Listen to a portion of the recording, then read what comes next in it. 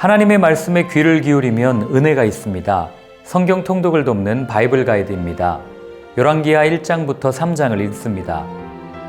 끝없이 추락하는 북이스라엘에 심어둔 선지자 엘리야와 엘리사의 활약이 상세히 소개됩니다. 그들의 추락의 원인은 무엇입니까? 점점 하나님에게서 멀어진 데 있습니다. 물어야 할 때 묻지 않았고 들어야 할 때 듣지 못했습니다. 하나님을 인정하지 않은 북이스라엘 왕들의 모습을 보시겠습니다.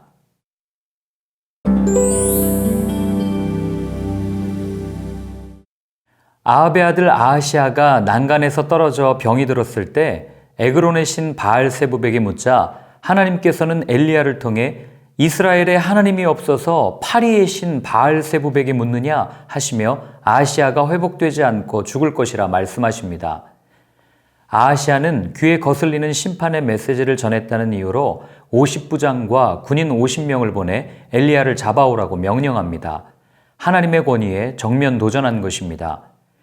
엘리야는 어떤 미동도 없이 만일 자신이 하나님의 사람이라면 불이 내려 자신을 잡으러 온 군인들을 불살을 것이라 말합니다.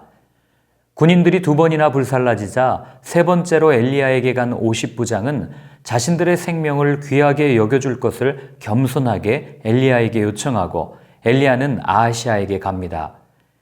엘리야의 말대로 아하시아는 침상에서 내려오지 못하고 죽습니다. 그가 난간에서 떨어진 것은 어쩌면 하나님께로 돌이킬 기회가 될 수 있었지만 그는 회개는커녕 오히려 마음이 완악하여져서 멸망의 끝을 보게 됩니다. 이어 오므리 왕조의 마지막 왕 요람이 등장합니다.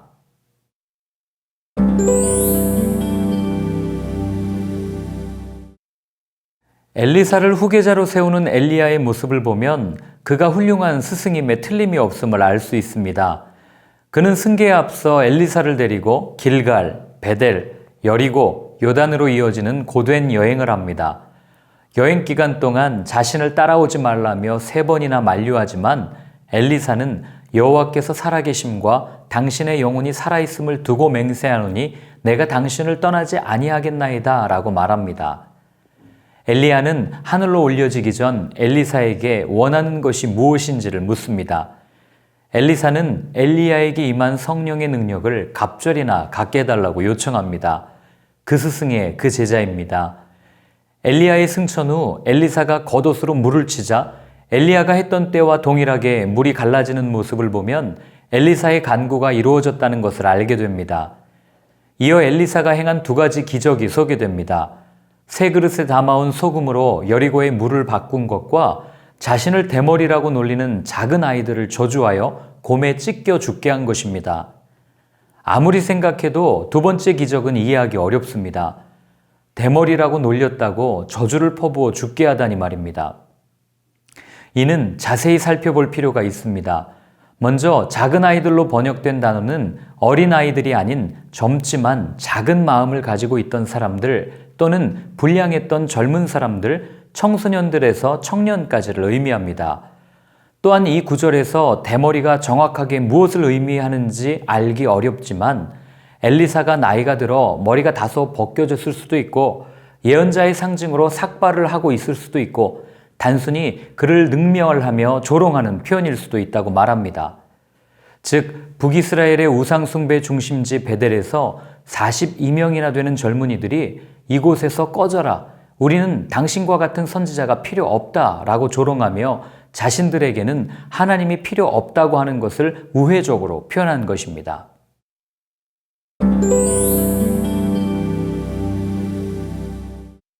아들이 없는 아하시아가 죽자 그의 형제였던 여호람이 12년 동안 이스라엘을 다스립니다. 그는 아버지가 세운 바알의 신상들을 제거했지만 완전히 제거하지 못했고 여로보암의 종교 정책을 그대로 유지했습니다. 그는 모압의 배반으로 공물을 받지 못하게 되었을 때 남유다의 여호사밧 왕에게 사신을 보내 함께 모압을 공격하자고 요청합니다. 여호사밧은 흔쾌히 수락합니다. 그러나 전쟁을 대하는 2 왕의 태도가 확연히 다른 것을 봅니다. 여호람이 사람의 힘으로 해결하려 했던 반면 여호사밧은 먼저 하나님의 선지자를 찾습니다. 엘리사는 여호람에게 내가 만일 남유다의 여호사밧이 아니었으면 돕지도 않았을 것이다 라고 말하므로 하나님의 뜻이 어디에 있는지를 알려줍니다. 엘리사는 전쟁터로 이동하는 중에 군사와 가축을 먹일 물이 없어 고통받는 유다와 이스라엘, 에돔 3국 연합군의 개천을 많이 파라고 알려줍니다. 그리고 곧 충분한 물이 나타날 것과 모압이 패배할 것을 예언합니다. 메마른 지역에 개천을 판다고 물이 채워지겠습니까? 그런데 20절, 물이 에돔 쪽에서부터 흘러와 그 땅을 가득하게 되었다고 나옵니다. 이 전쟁 역시 하나님의 손에 달려있음을 보여주는 증표입니다.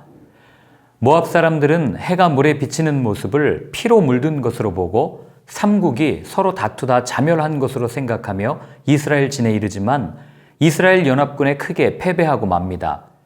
모압 왕은 도저히 이길 수 없음을 보고 자신의 맏아들까지 제물로 드리는 악행을 저지르지만 하나님의 능력 앞에서는 쓸모없는 일이었습니다.